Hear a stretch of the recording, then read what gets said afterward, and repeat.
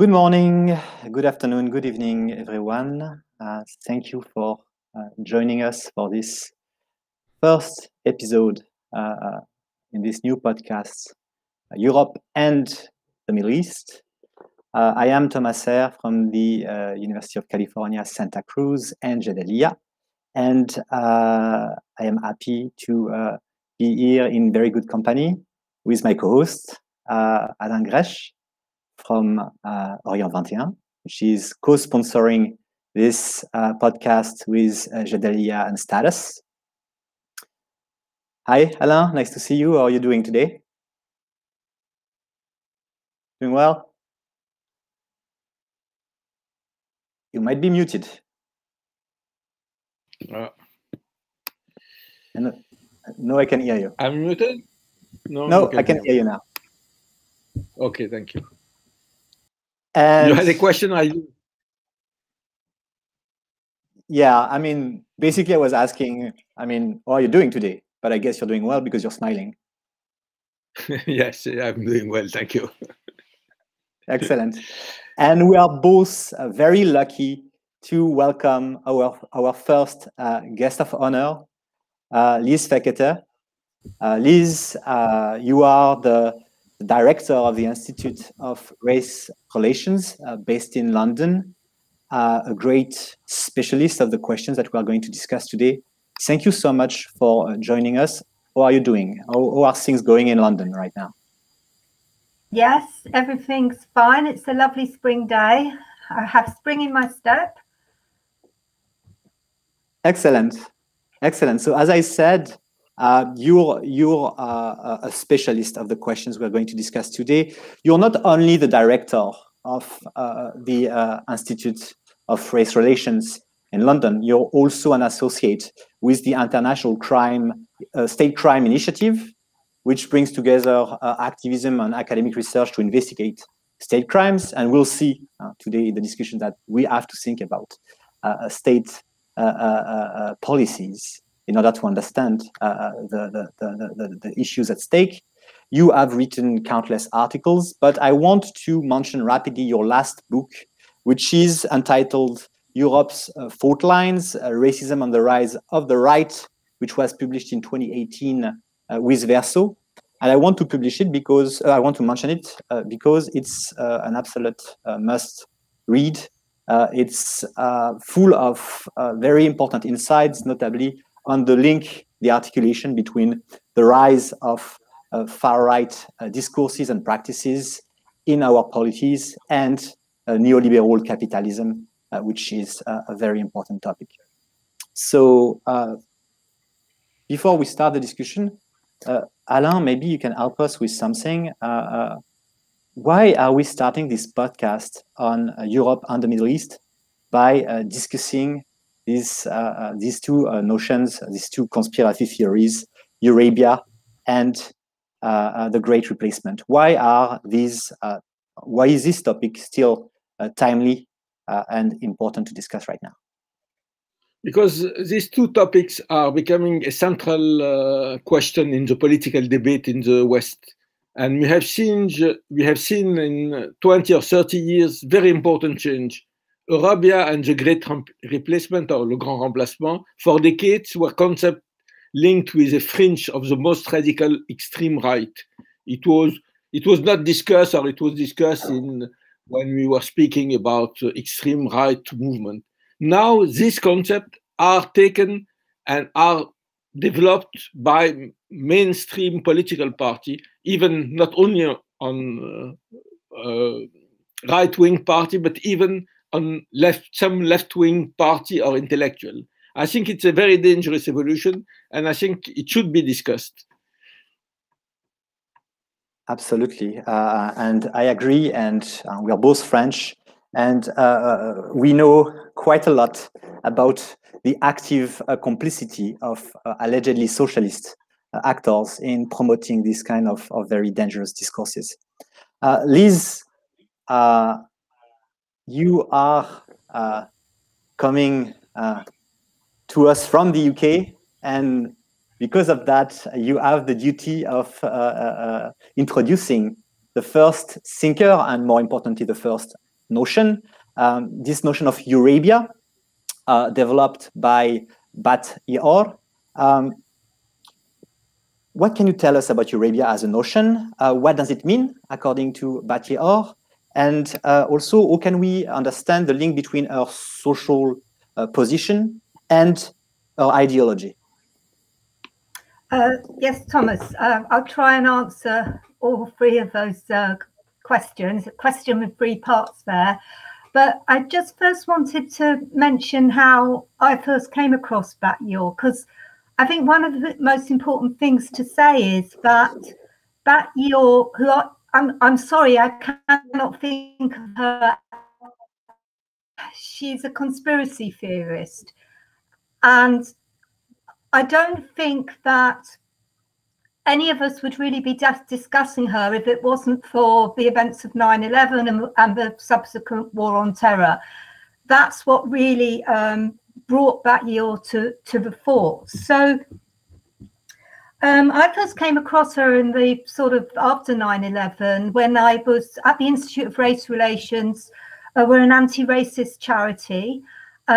We do research and we also do advocacy, and we work with sort of groups on the ground. And I was producing a bulletin at the time called the European Research Bulletin, and really trying to bring people the news of what was happening around Europe. And I began to see Eurabia mentioned in extreme right party literature, etc. So I got hold of a copy of the book and I read it at the time. I haven't read it since. And I read it very, very quickly. And I was actually put it to one side because I just thought this was just crazy stuff.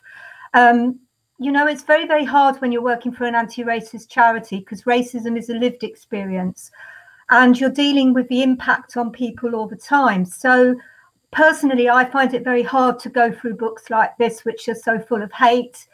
And luckily for us, there are people like Matt Carr, who wrote a very good article for our journal Race and Class on Eurabia, and Singra Bangstead, who wrote a very good article on Bat-Ior. So if we go to the bottom line, if we try and understand her conspiracy theory, it's actually a conspiracy theory about a conspiracy theory. So Bat-Ior says there is a secret conspiracy in which the European Union plays a central role, aimed at establishing Muslim control over Europe and aimed at establishing an Islamic caliphate. And central to her theory is the idea of dimitude. And she defines this as, or she says that her book is a study of the obligatory submission of non-Muslim peoples by war of surrender to Islamic domination. So what she says she is studying is the study of the progressive Islamization of Europe, etc. So where does she as an individual stand here? What led her to these kind of very, very conspiratorial ideas? Singra Bangstead, he's written about this. He's looked at her biography. She's actually was born of Italian Jewish parents. She was born in Cairo. They left Cairo in 1956 during the Suez Crisis. And her social position, I would say, is a militant nationalist. She's an ultra-Zionist. Her position is always militant nationalism. And I mean, we're going to talk about this a bit more later, so I won't say much more now. But that's basically her defend Israel, right or wrong, is the centrality of her position. And that's where all her hatred, her visceral hatred of the Arab world and of Muslims begins. Mm-hmm. Mm-hmm. That's very important, because we will see, or we'll talk about the place of this notion of Judeo-Christian identity of Europe, and how it's different from very anti-Semitic conspiracy theories that circulate, for example, in the US. So this Zionist background is obviously extremely important to mention. And now let's have a look at the French side of the crazy conspiracy theory. Alain, I didn't want to be the guy who introduces Renaud Camus. You see, I'm just like pushing this in your directions, guys. I'm sorry, but thank you very much. So can you tell us a bit more about the notion of great replacement, the trajectory of this conspiracy theory, and who is Renaud Camus as an individual, and how did he become this kind of like reference for the far right beyond France? Look, he's a very strange figure. I mean, he was born in 1946 in a small rural town in the center of France, and he broke with his family when he revealed that he was a homosexual. So he came to Paris, he became very active in the pro-LGBT movement, and even he joined the Socialist Party, and he became an influential writer of the gay community. It was more or less in the middle of the 90s that he began to develop racialist theory, and he explained why. I mean, and I think we should take in account what he says, because it's he's linked in some way with some evolution in France itself.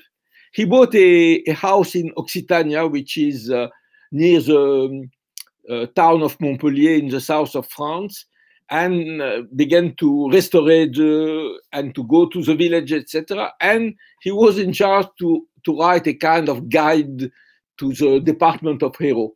And he said, and I quote him, suddenly he realized that in the very old villages, the population has totally changed. And added, this is when I began to write like that, which is in some way strange, because I don't think in the small villages in Hérault there are many African or Maghreban. But he was, this was a moment of his, not change, but he became the leader of this theory of le grand remplacement. It's not so much, I mean, he's not a theoretician. I mean, the idea is very simple. And I think it was one of the reasons of the success. The fact that the population of France and more generally in Europe was changed racially and culturally. And the cultural aspect is very important, because they say we are not racist, we don't hate Arabs or African, we hate people who don't live like us and who want to change us. And this is a theme you find now in many political parties, that there is a change of the cultural environment of the people, and people don't feel anymore safe, and there is this idea of cultural safety. But he said also that, and it's important because he's not completely only the result of France, he said that he claimed that Enoch Powell, the conservative British MP who became famous in 1968 when he made very anti-migrant declaration, and who asked also for the first time to send back the people from the Commonwealth in their original countries.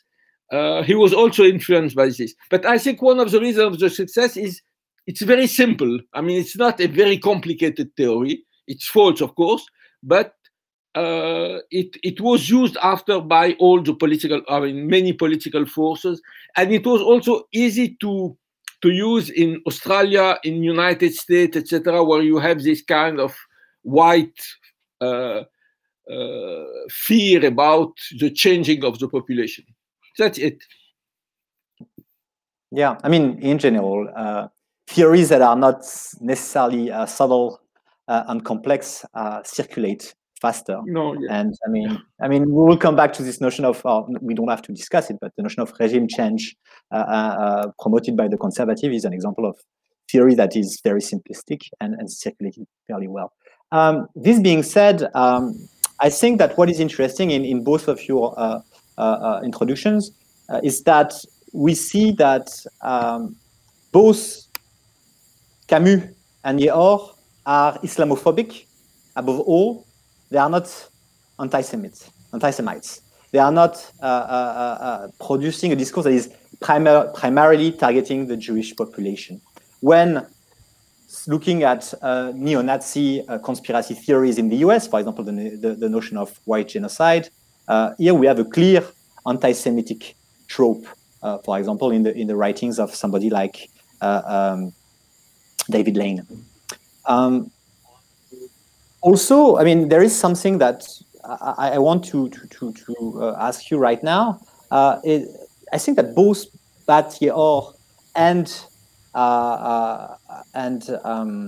Renaud Camus are anti-European, anti-EU, and there is a clear anti-bureaucratic articulation in their conspiracy theory. So, what is the place of the EU in these conspiracy theories, Alain or Liz?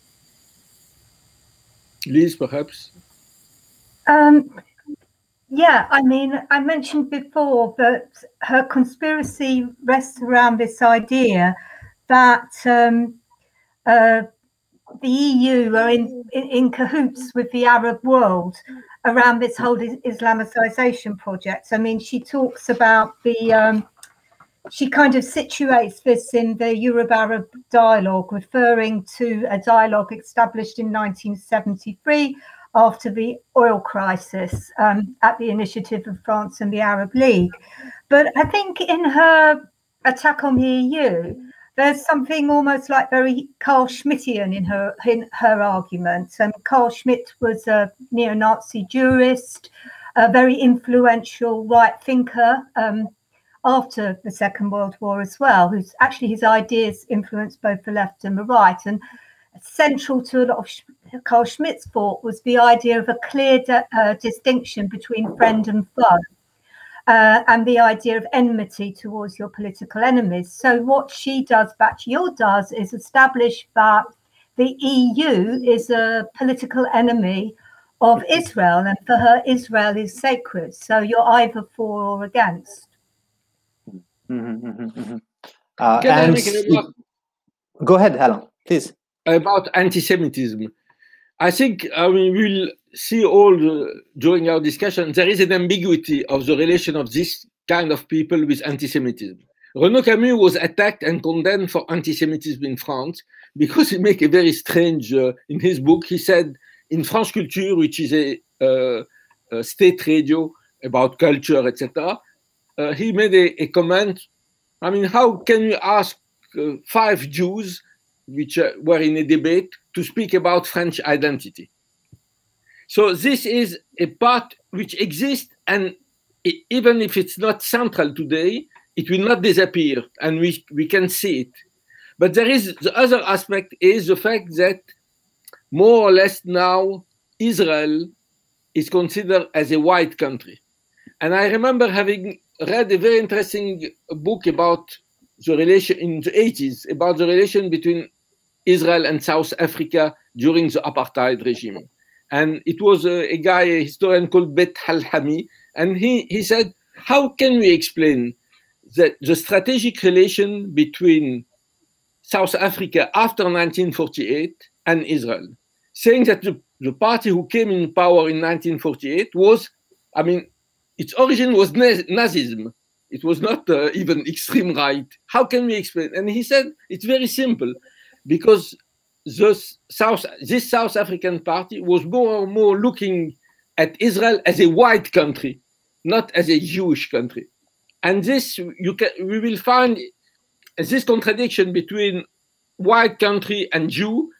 I think it's very important in the discourse of the extreme right. Some people say they are not anymore anti-Semitic. We see in the United States that there are very strong trends anti-Semitic.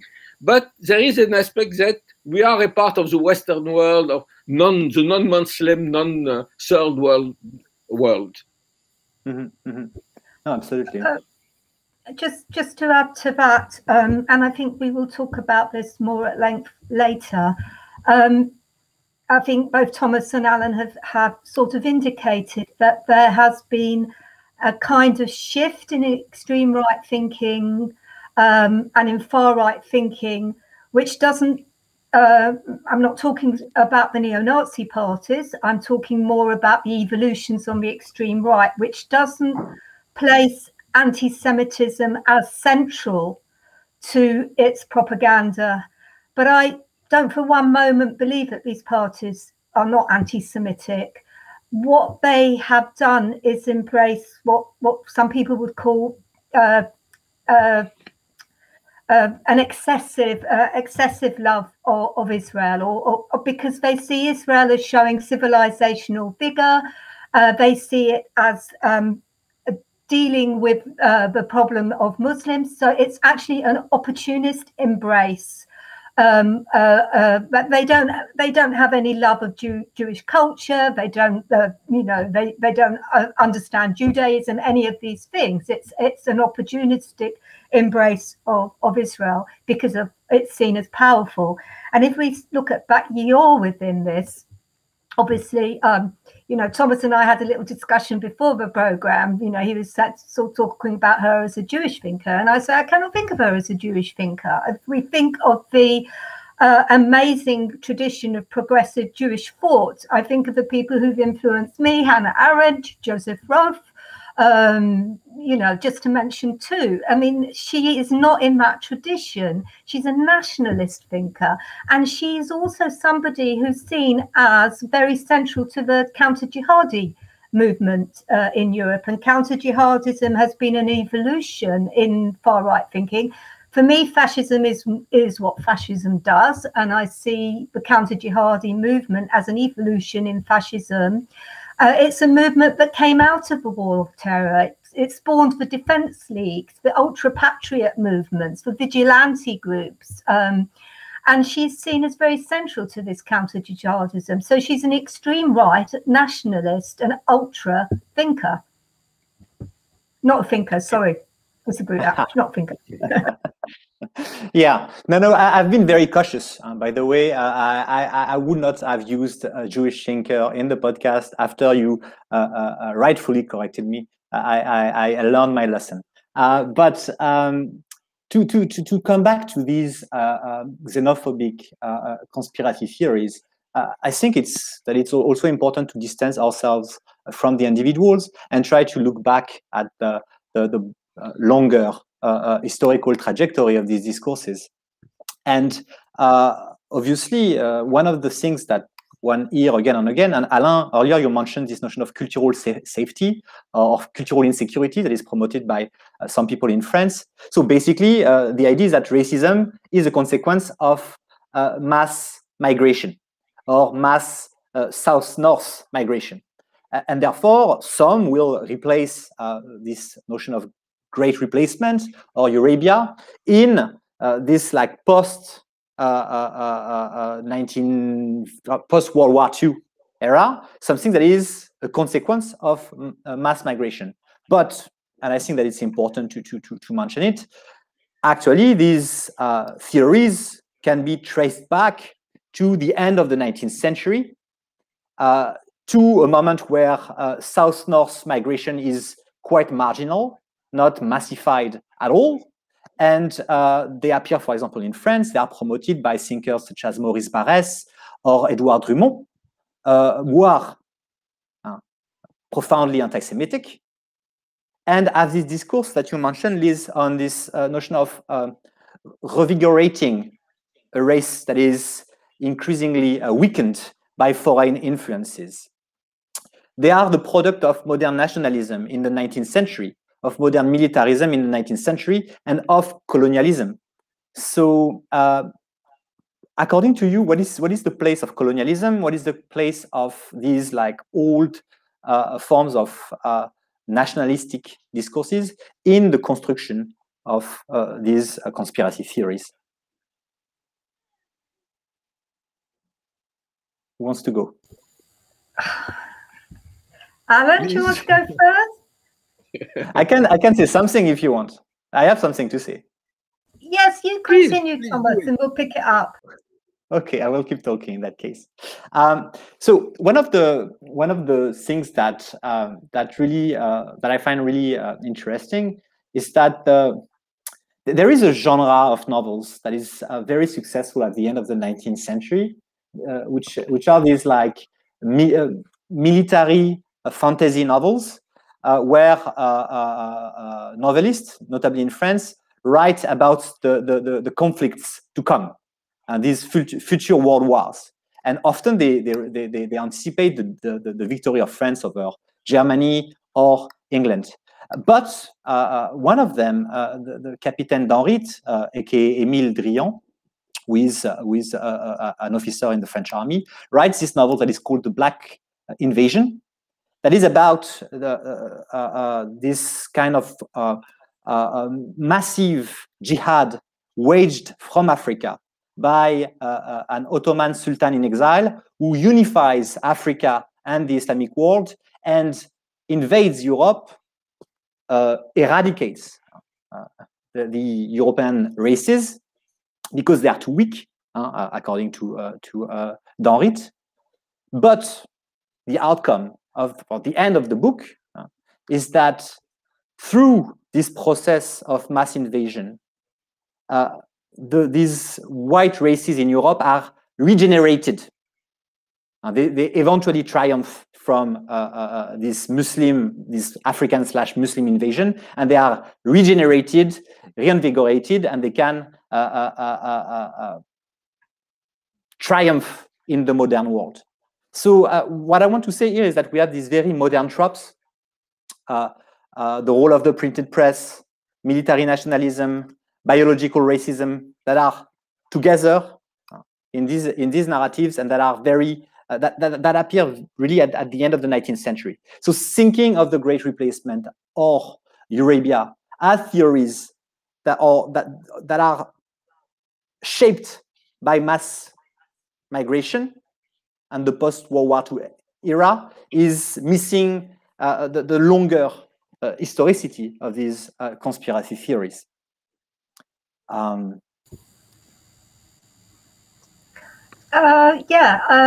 Shall I come in there, Thomas?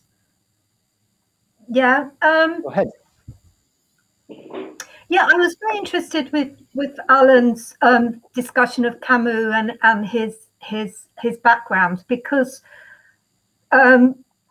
what Camus comes across to me whenever I sort of read anything he says is as a terrible snob. Actually, I mean, Alain, tell me if I'm wrong. He sort of comes across as this kind of, intellectual sort of snob who thinks that he's superior to everyone. And whether it's because he's French or he's an artist or he just eats nicer food, I don't know. And he comes across as sort of sneering of the masses. And also he comes across as rather neurotic. Some of his ideas almost seem to, they feel they come out of the racial hygiene arguments of the 19th century. And, as Alain said, this, his idea of the Great Replacement, that indigenous people are being replaced by people from another culture, an inferior culture. I mean, there's nothing new in that. I mean, Alain mentioned Enoch Powell. This is a reworking of Enoch Powell. Enoch Powell talked about minorities out to aggressive minorities out to sort of dominate and overawe. But I think, the longue durée of this is in scientific racism, is in racial hygiene, it's in the eugenics movement. But you see, the thing is nowadays, I mean, post-Holocaust, it is not acceptable for people to talk about biological. It's not acceptable to talk about superior races. It's just, after the Holocaust, I mean, how can people come into the mainstream discussing those things? So it's shifted towards cultural racism. It's shifted towards the ideas of some cultures as superior rather than some races. It's not because, it's not because it's biology. It's because of culture, but this is a continuation. It's just an opportunist shift to the idea of culture. And there's a very good book that I read recently by the science journalist Sonia Shah called The Great Migration, where she charts a lot of these things. She looks at the eugenist movement in America, people like Madison Grant, and she looks at the whole, the whole question of invasion biology. And this is a reworking of the idea that different species will invade and overawe and dominate into our modern framework.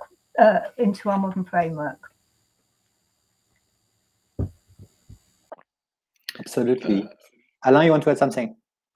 Yeah, I think this idea that the form of racism are changing, even if racism is there, is very important. I agree with Liz. I mean, after the Second World War, it was very difficult for somebody to say, I'm racist. And when you see the debate in France around Islam, what is very interesting is the fact that people who are assaulting the Muslim are saying, we are not racist. I mean, Muslim is not a race, it's only a religion.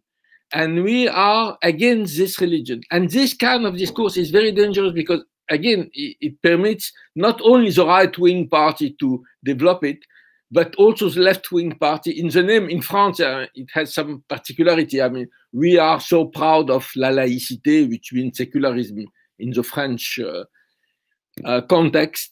And we are defending laïcité, and we are defending them against people who finally cannot change, who are only Muslim, who are defined by the fact that they are Muslim.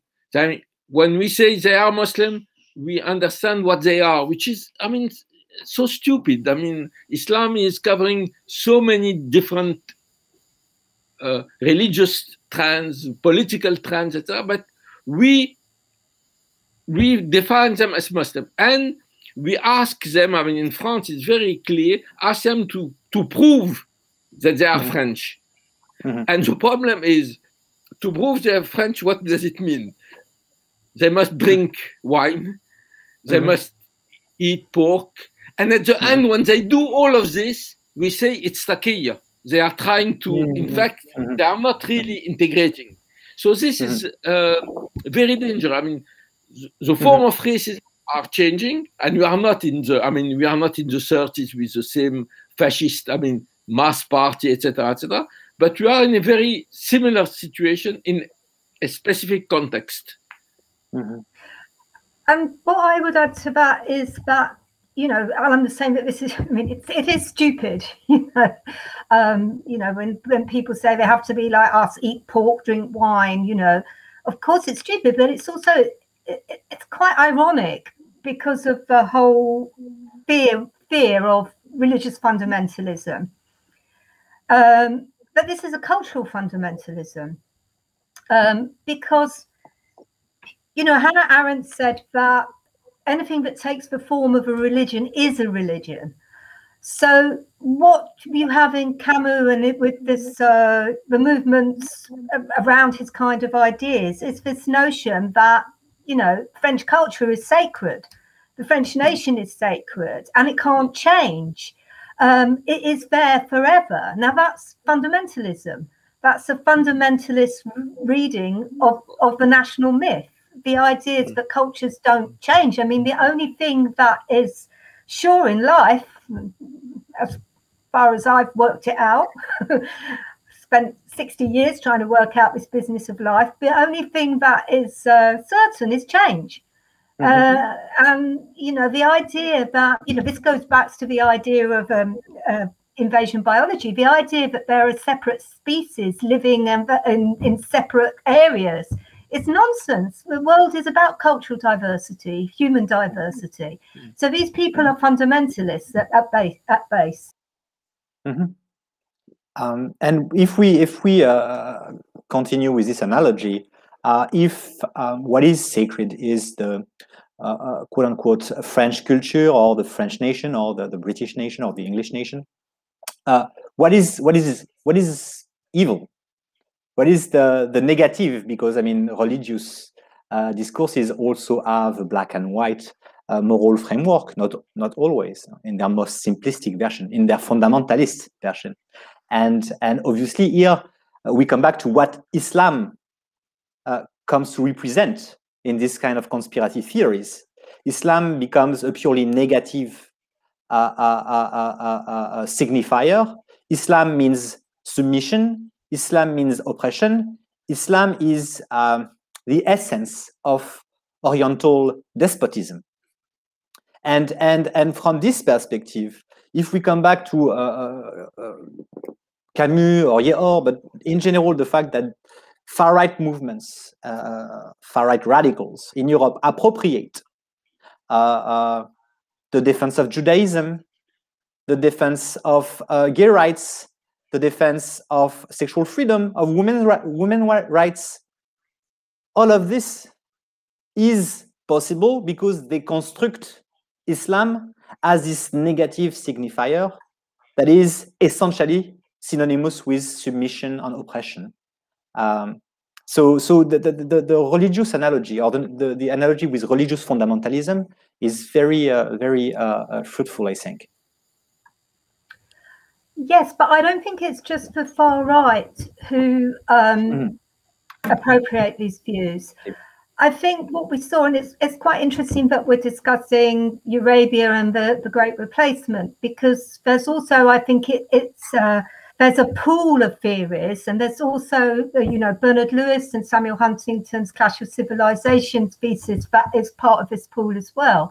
So it's not just the far right. There's been a massive shift since the war on terror towards a racism that comes in the name of the defense of progressive values.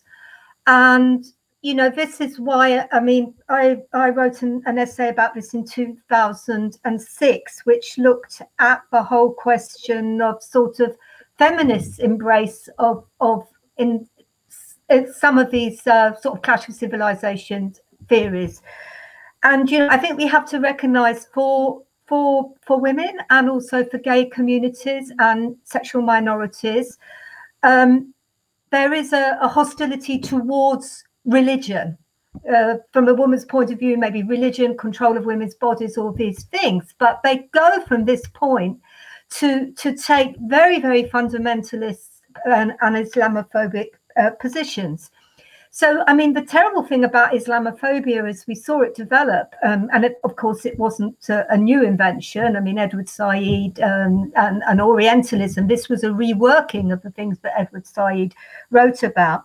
But actually a number of groups that you thought would be your allies in the fight against Islamophobia, because they have been allies in the anti-racism fight and the fight against the anti-apartheid, in the anti-apartheid fight that Alain mentioned earlier. These people were not actually coming to the aid of Muslims when they were feeling the whole effects, not just of Islamophobia, but the anti-Muslim laws that were instituted around Europe. So you got to a situation where a number of feminist voices, not all feminists, but a number of feminist voices would be supporting the drift towards assimilation policies, the idea that people should leave their backward cultures behind them and integrate into a leading dominant culture, whether in France or Germany or the UK, supporting bans on the hijab. And then you have this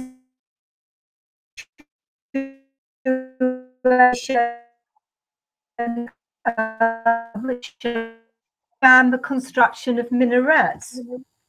And despite the fact that there were only 5 minarets in the whole country, this law was introduced to ban minarets. And one of the things that happened there was a late intervention in the campaign by a best-selling feminist author of self-help books called Julia Oken, who said that minarets were male power symbols, and that people should vote against their construction to actually support the gender rights of women. So this is a fundamental shift that has happened in our societies, but racism is often delivered in the name of progressive values. Yeah. Just one remark about the idea that le grand remplacement is not a concept of the fringe now. There was a book recently about Emmanuel Macron and his history, by a very good journalist, a friend of mine. He wrote that Emmanuel Macron is using the term grand remplacement among his inner circle. So it's become like a normal thing to say, okay, we are living this. This is very, very dangerous, because it's not, we are not even on the right, we have center right, center left. And also, I think that the use of women is really problematic, because we see in France where the feminists, I mean, were attacked so strongly in the 70s and the 80s by all the movement, including the left, where gender studies were very long, I mean, to have a place in the university, etc. Now the defense of women is becoming a weapon against the Muslim. In the same time, I mean, that you have, for example, in France, perhaps we will go back to an attack on the university about gender study, colonial study, etc., etc. There is this defense of women, even only used against the place of women in the Muslim society. And this is also very, very strange, the way, but what I say, especially in France, that how this kind of thing, using women, gay right or laïcité, is permitting a part of the left wing to adopt racist policies. And this is very dangerous because the consensus now on the extreme right items or analysis is widening, and it's not only the right. This I want to ask a question here. So clearly there is this process of mainstreamization of these conspiracy theories, or at least the imaginary that is behind them. And I think that we can all agree that it's not something that is specific to the far right or the extreme right in Europe. But if we look at, for example, again, we come back to the longue durée, theories that were equally focused on the notion of like cultural replacement by a globalist or a stateless population. For example, the anti-Semitic Judeo-Bolshevik narrative, all the theories promoted around the protocols of the elders of Zion. Well, they were promoted initially by actors who were forgers in a purely cynical way. And even Goebbels, when he appropriated the protocols, did this in a purely cynical fashion. And so the question here is that what we see right now with Macron or with parties in the center right or the center left in Europe, is it cynicism or ideology? Is it pure political calculation or their actual belief? Because I feel that especially the liberal press is very gentle and tends to look at this and say, oh, it's just triangulation. You know, they are just triangulating and trying to attract voters from the far right. But at one point, when it's systematic, is it still cynicism, or is it their actual agenda, their actual convictions? These actors in the center left, center right, who reproduce these narratives. I think it's both. If you take France now, I mean, we are on the eve, 1 year and 2 months of a presidential election, and it's clear that President Macron has decided that the Muslim question is a central question for winning the election. But if he uses it, because he knows that it reflects some fear in the French population, it reflects a shift in the ideological debate. It only helps this debate. So one of the problems is not the fact that there is a kind of demagogy among some intellectual or some people in the media, etc., etc. It is when the politicians say, okay, they are right. This is the most dangerous thing. I'm not in the head of Macron. I am not interested to be in the head of Macron, but he's playing with fire. He's playing with fire, really, because we are in a difficult situation. There is this sanitary crisis, economic crisis, social crisis, etc., the war on terror, and all this create a climate in which, at the end, I mean, the only beneficiary will be the extreme right.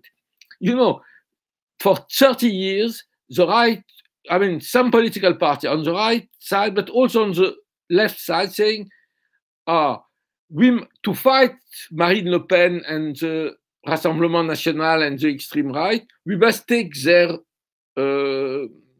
ideas, etc. And we are doing this for 30 years. And now, I mean, I remember 30 years ago to discuss with Jean-Marie Le Pen or Marine Le Pen was taboo for many people. Now it's normal. We see them in the television. We see them in the debate. Everybody is going. We have seen our interior minister debating some days ago with Marine Le Pen and saying about Islam and terrorism, you are not very strong against them. I mean, we are much stronger than you, which, I mean, meaning we are more right-wing than you are. So what's, I mean, we help to create these ideas, to popularize these ideas, and we are not fighting against them, and we are not permitting to roll them back.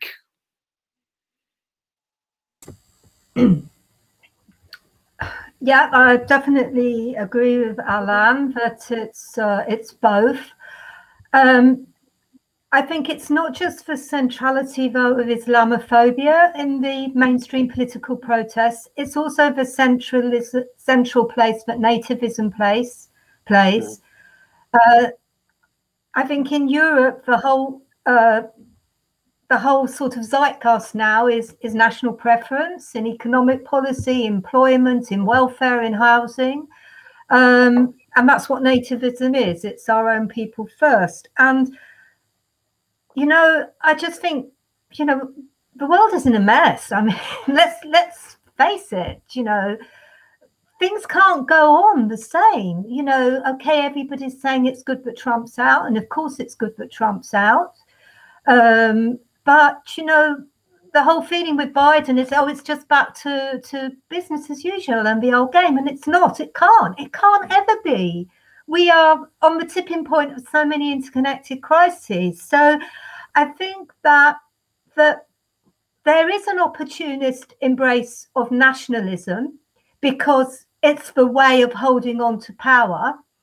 But it's also the bankruptcy of the politicians because they don't have any other ideas. They know full well that we live in a globalized world with global circuits of capital, and that there isn't, you know, there isn't anywhere, you know, that, you know, us in Britain, we're going to sail off on our little island boat and sort of have a British Empire again. I mean, it's just all fantasy. So, but they see nationalism as very useful for holding on to power, but also they are very, very limited political thinkers. They are they have very, very limited politics. So they don't have universal. They don't have solid principles. We're in the era of political parties created by spin. We're seeing in the UK a Labour Party now that is at war with its membership because it would love to be, you know, in the position of Macron's party, not a real political party, a party created by media and the spin. So I think all these things are, you know, a part of this mixed up situation we're in at the moment. It reminds me, I saw some days ago a documentary about Robert Murdoch, the millionaire, especially in the media, etc.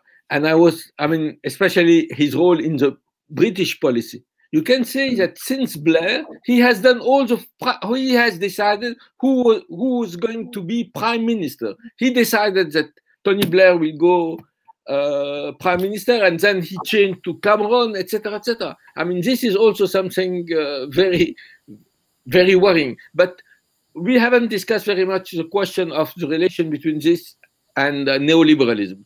It's clear that the attack on the state, welfare state, since 30 years, with the problem of unemployment, economic difficulty, social difficulty, etc., make the idea of using racism, cultural racism, a way to govern because you have an enemy. The enemy is it's not Donald Trump who is a millionaire. It's the migrants. It is the poor people who profit from the welfare state, etc., etc. And this is a very long term. I mean, it has been a change in the economic and social policy at the end of the last century, and now it's creating many problems for the people in charge. How to be in charge if we don't have? I mean, if the people revolt against capitalism, against neoliberalism, no, it's better that they mobilize against their neighbors, foreigners, migrants, etc. Absolutely. Sorry, Thomas, you go. No, thank you. I just want to say something rapidly to come back to the notion of great replacement. What is interesting, and you both mentioned the fact that we are at a moment that is very worrying with all of these interconnected crises, among which the crisis generated by neoliberal capitalism. And what is interesting is that somebody like Renaud Camus in the Great Replacement will blame modern capitalism, will blame corporations, and I think that Battier does it too. So these theories, they also, in a way, and if we want to understand their success, we also have to understand that this somehow, with their simplistic narrative, echo some kind of deep anxiety generated by this economic crisis, generated by the precariousness, the precarization of the working classes. And one of the responses of the political class on the far right or in the center to this anxiety of the working classes and the middle class is racialization. And we come back to this very binary narrative. The problem is not the capitalist system. The problem is that you are white workers and that some people come and destroy your culture, they destroy your jobs, they destroy, or they threaten your woman. So you have this the racialization as a response to mass precariousness. It is also the failure of the left parties. I mean, the problem is since the end of the 90s, I mean, you have all the left-wing parties, the communist has failed with the end of the Soviet Union, and the Socialist Party have adopted the policy of neoliberalism. So people see, I mean, right-wing, left-wing, it's the same. So in the end, any populist, any demagogue like Trump, etc., can win in the name. They don't care about us, and we prefer to put somebody outside the system, etc. It's a very dangerous situation because also there is no alternative. I mean, like Thatcher said, today we see that, I mean, with the left political parties, there is no alternative, and they are not proposing a real alternative.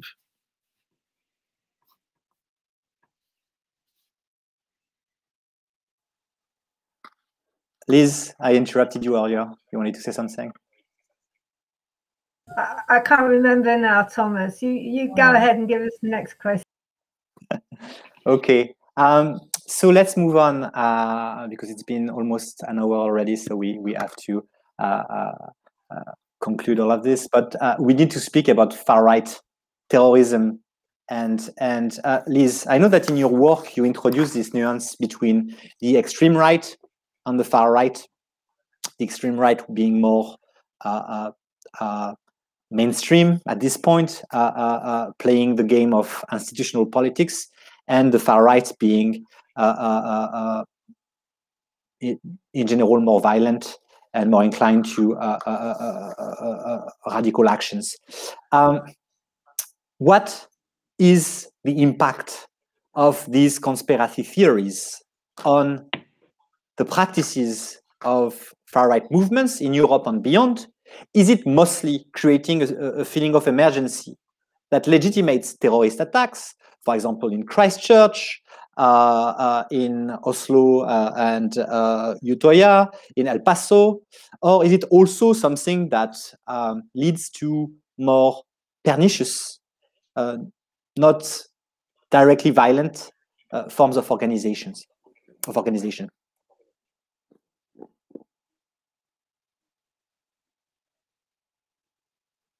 That you're muted. I think that you're muted. Please, yeah. The legacy of these two conspiracy theories that we're discussing has been the evolution of new forms of far-right terrorism and fascism, the whole counter-jihadi movement that I mentioned earlier, but also what's referred to as the alternative right, generation identity, with its Defend Europe campaign. I first came across Generation Identity, I think, really when they were chartering boats in the Mediterranean Sea to harass search and rescue NGOs.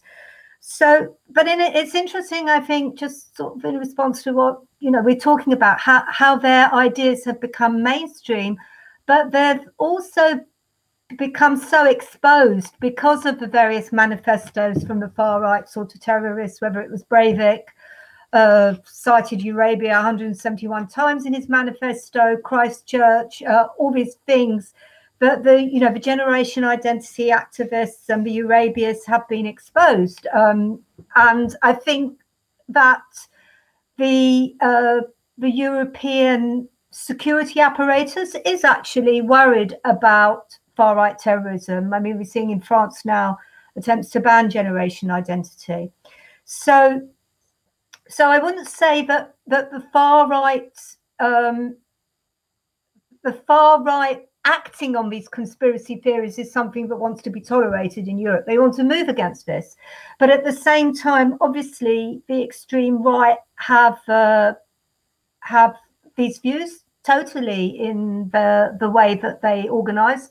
I remember an Alternative for Germany poster campaign recently around Eurabia. I think we have when Ursula von der Leyen wanted, to rename the EU's most senior official on migration and skilled labour as the Commissioner for Protecting Our European Way of Life.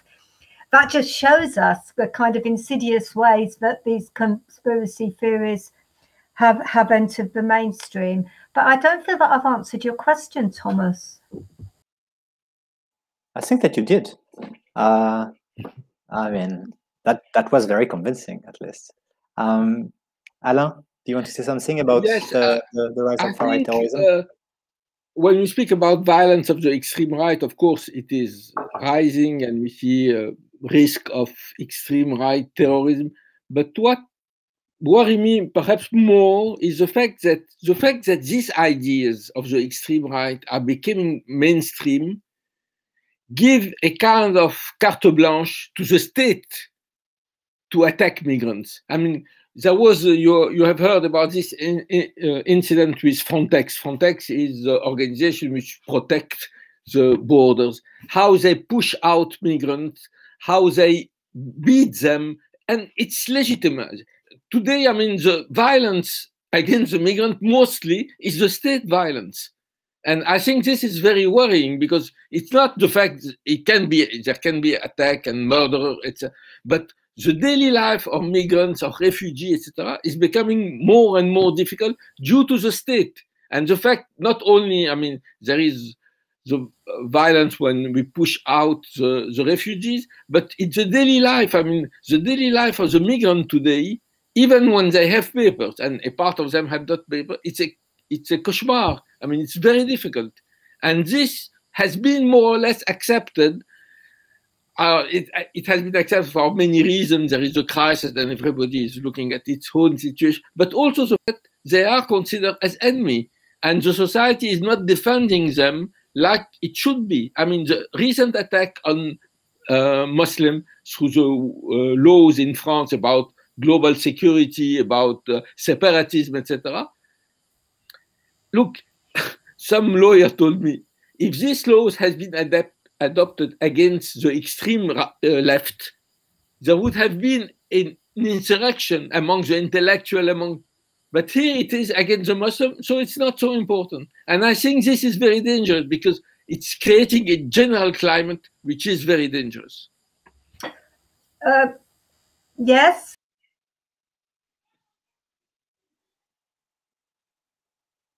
No, you're muted. it's really important that when we look at the far right and the extreme right, we understand that they're a symptom, not the cause. They're a symptom of the extreme at the center of our society. And at the center of our society with the mainstream, actually funny when we're talking about progressive values, whether it's center right or center left, they are running away from progressive values, and they are, as Alain said, all the left parties, you know, with all the centre left parties, let's say, have embraced neoliberalism, and neoliberalism is not compatible with progressive values. So the far right and the extreme right are a symptom; they're not the cause. But what they have done is, you know, Alain mentioned the whole thing that, you know, certainly when, you know, in the 1980s, there was the idea of a cordon sanitaire around the extreme right parties. It was unthinkable that somebody would go in a coalition government with the extreme right. Well, we've seen coalition governments in Austria and Italy with the extreme right. We've seen some left parties in certain regions of Europe going into coalition with the extreme right. So the extreme right have helped, I think, in much the same way as we have seen in the US, first with the Tea Party and then with Trump, the emergence of a Republican Party, which is very, very different. You know, it's certainly an evolution, and that's what we've seen with centre-right parties. But they pushed everything to the extremes, and we are following along. And yes, the main point is that within all the policies of the parties, there is a structural racism. There is a creation of a debate on immigration that allows for the creation of a hierarchical citizenship situation. And, you know, this whole debate about illegal immigrants and the undocumented is totally hypocritical, because they're structured at the bottom of the labour force to do the jobs that other people don't want to do. So yeah, the structures, when we're looking at conspiracy theories, we also need to look at the political culture which provides a fertile terrain for them. I want to add something about the climate now. I mean, after the last attack in France, in which a teacher was killed by a Muslim extremist, there was for the first time at this level people saying, we must stop the constitution. We must change the constitution. We must withdraw from the European for human rights, European Declaration for Human Rights. I mean, saying democracy is not good now. The rule of law is not good because we are not able to fight against terrorism. And this, I don't remember at any other time having so mainstream figures, including Manuel Valls, who was a prime minister for the Socialist Party, saying this. I mean, we want to stop this. I don't think now it's very popular, but I mean, I can imagine in 1 year, after a terrorist attack or something, a French government saying, we are suspending the constitution. And in any case, already they have introduced in the law so many laws which were unthinkable 10 years ago and which has been accepted. And to add something, it's very difficult to go against this, because now if you go against this, you are not only you are a complicit of the terrorism, and it is creating a kind of witch hunt among the politicians, among the journalists who are afraid to speak, and the academics. Academics.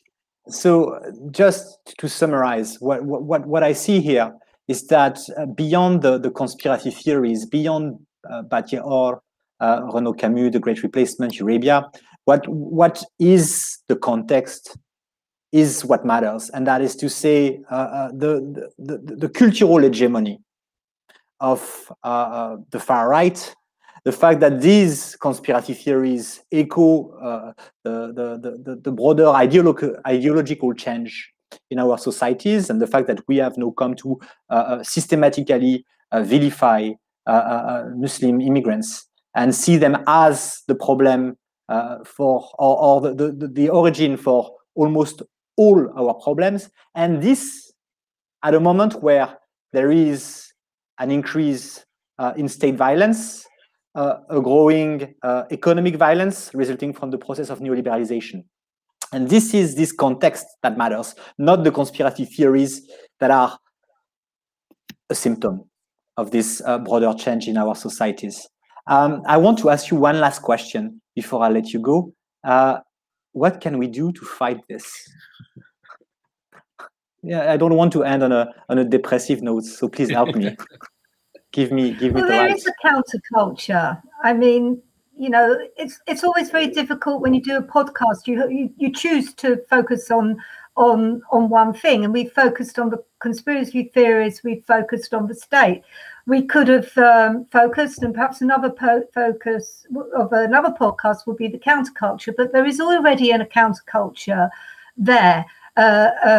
You know, there are alliances of people against Islamophobia, against nativism, and there is, I think, a re-understanding, I think, of the importance of anti-fascism. Except for we have to broaden our anti-fascism to meet sort of modern conditions. So when I think of the wonderful slogan "No passerán," they shall not pass. For me, it encapsulates the interdependent relationship between the fight for humanity and the defense of democracy.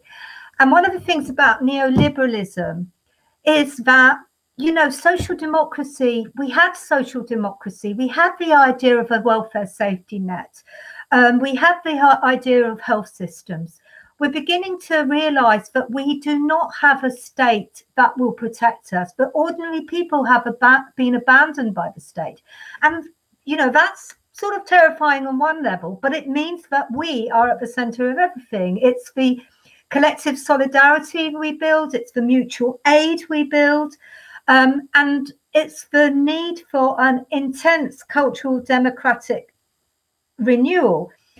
And, you know, it might sound utopian, but the best way to actually make conspiracy theories redundant is to bring an end to a situation where our social relations are based on racism. Utopian. I always like to quote Oscar Wilde, progress is the realization of utopias. That's good. That's very optimistic. Thank you so much, Liz. Alain, do you have a solution in 1 minute? No, I don't, but I agree with Liz, and I will say that we have to fight and we have to resist.